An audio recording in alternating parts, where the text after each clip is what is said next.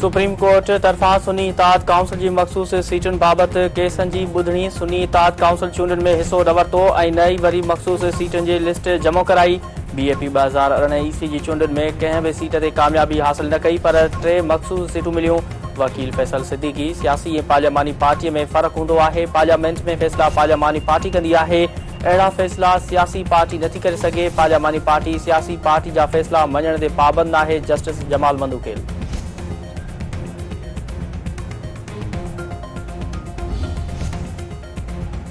अॻूणे वफ़ाक़ी वज़ीर फवाद चौधरी खे 2 हफ़्तनि लाइ परॾे वञण जी इजाज़त। इस्लामाबाद हाई कोर्ट फवाद चौधरी खे 10 खां 24 अगस्त ताईं परॾे वञण जी इजाज़त ॾेई छॾी।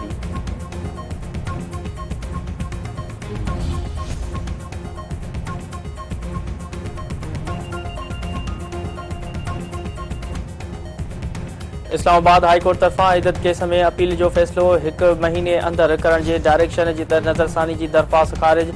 सेशन कोर्ट खे 1 महीने अंदरि अपीलुनि ते फ़ैसिलो करण जो हुकुम बरक़रार।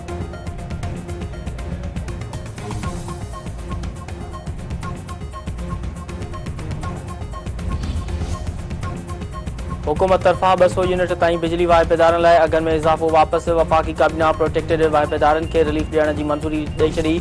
हर महीने 50 यूनिट ताईं बिजली इस्तेमालु कंदड़ वाहिपेदारनि लाइ फ़ी यूनिट 3.95 पैसा फ़ी यूनिट बरक़रार।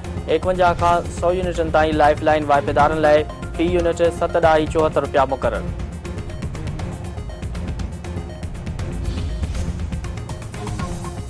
गुजर इदारनि खे कॉल ट्रेस ऐं रिकॉर्ड करण जी इजाज़त मिली वई। वफ़ाक़ी काबीना सर्कुलेशन समरी ज़रिए कॉल ट्रेस करण जी इजाज़त ॾेई छॾी।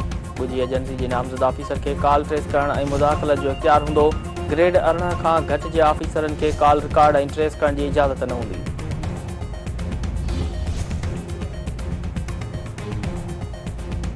सुप्रीम कोर्ट तरफ़ां अॻूणे स्पीकर कासिम सूर जी मिल्कियतुनि जा तफ़सील तलब। चीफ जस्टिस काज़ी फ़ाइदी सार मासिनी ते चयो आहे त छा मनोनामे खां पोइ केस न हली नथो सघे।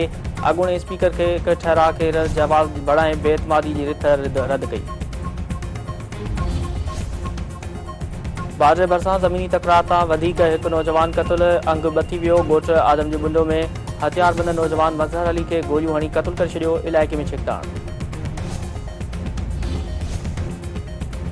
बहराम वेझो प्लाट जी तकरार तां सहुरे हथां नाठी बेदर्दी सां क़तल। ॻोठ गुल मोहम्मद जचा में माशूक खोसो बंदूक जा फायर करे नाठी तारिक खोसे खे गोलियूं हणी क़तल करे छॾियो।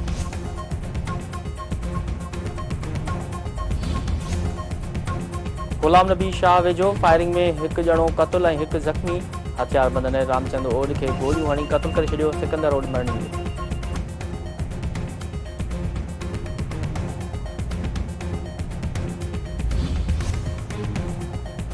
कोटड़ी साइड में बदअमनी ऐं पुलिस जी मुबैना ज़ियादतियुनि ख़िलाफ़ शटबंद हड़ताल एहतिजाजी मुज़ाहिरो धरणो।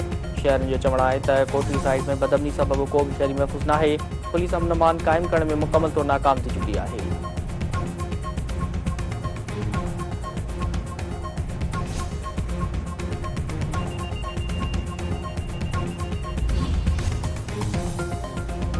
काज़ी अहमद जी नारी सना राहूजो जी बाज़ियाबी लाइ दौलतपुर सफ़नि में एहतिजाज रैली। अॻवाननि जो चवणु आहे त पुलिस नारी सना राहूजो जी बाज़ियाबी लाइ के बि क़दम न खणी रही आहे।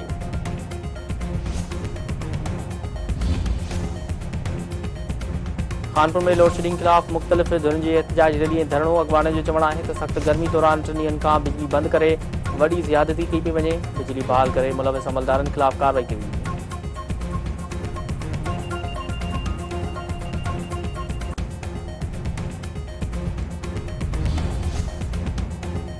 सिंध में पानी की खोट ख़त्म न थी सघी। आबादगार सरापा एहतिजाज। वार में पानी की खोट ख़िलाफ़ आबादगारनि जो एहतिजाज मुज़ाहिरो ऐं धरणो।